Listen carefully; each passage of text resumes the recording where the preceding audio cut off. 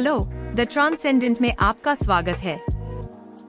इस वीडियो में हम जानेंगे HTML हेडिंग। आइए हेडलाइन तत्वों की खोज करें। वेबसाइटें अक्सर कई हेडलाइन, मुख्य शीर्षक और उपशीर्षक प्रदर्शित करती हैं, जो HTML जैसे उपकरणों से संरचित हैं। लंबे पाठ में हेडलाइन तत्व पेज की सामग्री को विभाजित करते हैं, जिससे उपयोगकर्ताओं के लिए जानकारी की संरचना समझना आसान होता है। लैंडिंग पेजों पर ये हेडलाइन तत्व क्लिक करने योग्य सामग्री शीर्षक के रूप में कार्य करते हैं, जो उपयोगकर्ताओं को और विवरण देखने के लिए मार्गदर्शन करते हैं। हेडलाइन तत्व हर जगह मौजूद हैं। आइए HTML तत्वों को शीर्षक हेडलाइन चिह्नित करने के लिए देखें। शीर्षकों के लिए केवल एक तत्व नहीं है, 6 हैं: H1, H2, H3, H4, H5 और H6। आइए देखें कि ये ब्राउजर में कैसे प्रदर्शित होते हैं। आप देख सकते हैं कि प्रत्येक H1 से H6 शीर्षक ब्राउजर में अलग दृश्य प्रभाव डालता है।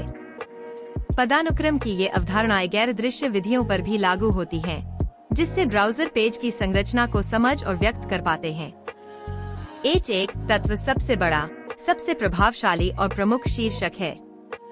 इसके विपरीत H6 तत्व सबसे छोटा, सबसे सूक्ष्म और कम से कम प्रमुख उप शीर्षक है, जिसमें H2, H3, H4 और H5 महत्व और दृश्य वजन के क्रम में बीच में आते हैं। कुछ पहलुओं में HTML शीर्षक तत्वों का उपयोग काफी सरल और समझने में आसान है। विशिष्ट सामग्री के लिए उचित शीर्षक स्तर चुनें। प्रारंभ में उद्घाटन टैग जैसे H1 डालें और अंत में समापन टैग डालें। हालांकि यह निर्धारित करना कठिन हो सकता है कि विभिन्न संदर्भों में H1, H2, H3, H4, H5 या H6 में से कौन सा शीर्षक स्तर उपयोग करना है। आइए एक व्यावहारिक उदाहरण देखें। मेरे पास कई पाठ अनुच्छेद हैं, प्रत्येक P टैग से चिह्नित, जिनके पहले 2 शीर्षक हैं। पहला शीर्षक H1 टैग से चिह्नित है और दूसरा H2 टैग से, सभी HTML में संरचित। दृश्य रूप से H1 H2 से बड़ा दिखता है।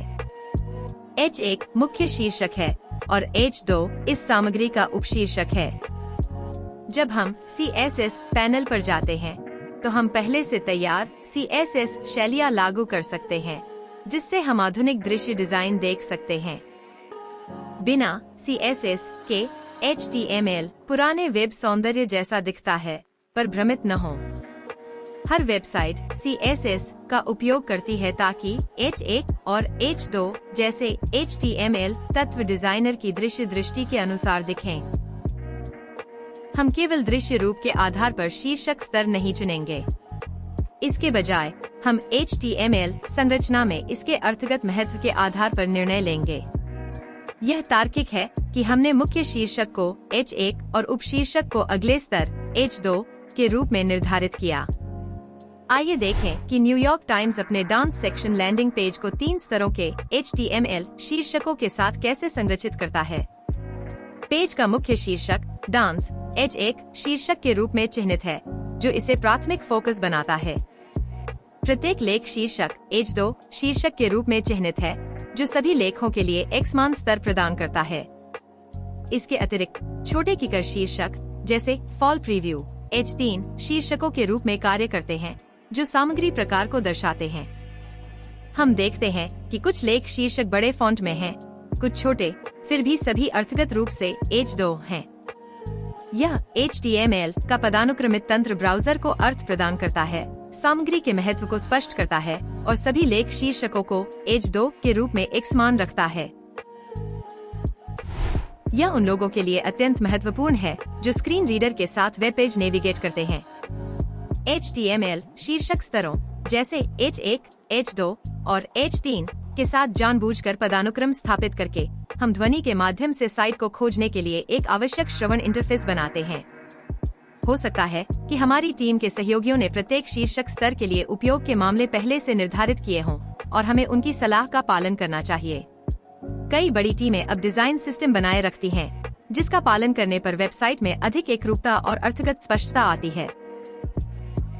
जब हम अपनी टीम या स्वयं के लिए ऐसा सिस्टम बना रहे हैं, तो यह बहुत फायदेमंद है कि हम कुछ समय यह योजना बनाने में लगाए कि हम पूरे वेबसाइट में HTML शीर्षक स्तरों H1, H2, H3, H4, H5 और H6 का उपयोग कैसे करेंगे। हमारे पास इन 6 शीर्षक स्तरों को लागू करने का काफी लचीलापन है। कोई कठोर सूत्र नहीं है। हमारा लक्ष्य इन 6 स्तरों का उपयोग करके शीर्षकों में स्पष्ट अर्थगत पदानुक्रम स्थापित करना है।